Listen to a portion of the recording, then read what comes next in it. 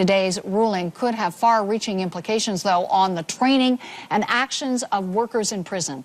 Time to turn to Jason Godin, National Vice President of the Union of Canadian Correctional Officers. So, do you think the jury got it right today? Well, we believe certainly the jury heard us loud and clear. We were actually the first group in this whole situation to call for a public inquiry, and many of the recommendations that the jury delivered today were very much in line with what we were saying as far back as 2005. So we believe the jury heard us loud and clear. So certainly the recommendations are a key focus for us in the future. So the finding of homicide, to characterize Ashley Smith's death as a homicide, do you agree with that? Do you accept that finding? Well, it's the jury's finding, and we have to accept that, and we have to work with the recommendations. I think what's important is the council that did recommend the deliberation of homicide were also very clear to complement the professionalism and certainly the integrity of the correctional officers. And, you know, as you know, this verdict doesn't render anybody guilty, and at the same time, those individuals calling for that verdict were very clear about certainly the officers that were involved, how professional they were, and certainly they've been vindicated throughout this entire process by the jury and by the people that attended this inquest. I don't know if you talked to the guards who were on watch that night when Ashley Smith died, but do you get the impression that everyone believes that had intervention happened, that she may not have died?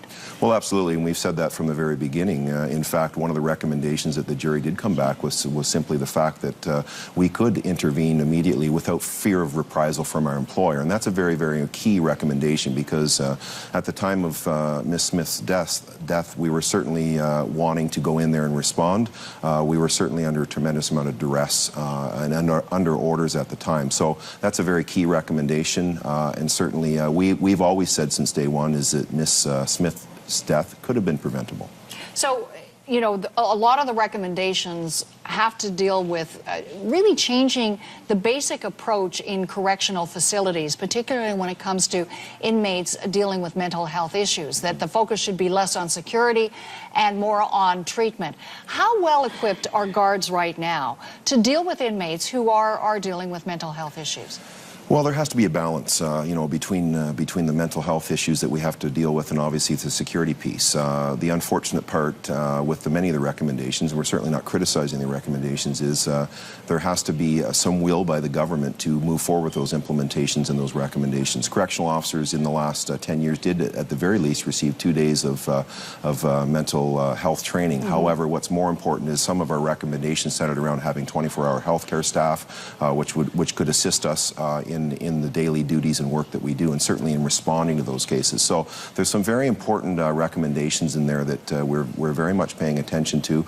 Certainly correctional officers, we are a little bit better equipped than before, but at the same time we're also insisting that we have a special facility that we can balance, you know, the security portion along with the clinical portion, that it would allow us to deal with high-risk women offenders. In fact, we tabled proposals back in 2005. So that's a very important element that's missing for us, but at the end of the day, it's really the will of the government, and with, you know, $297 million cut out of the departmental budget, it's going to be hard to enact some of those recommendations. Because I would assume just even looking at the recommendations that talk about better resources, better training, and a fundamental shift in approach, we're talking about a pretty high cost overhaul.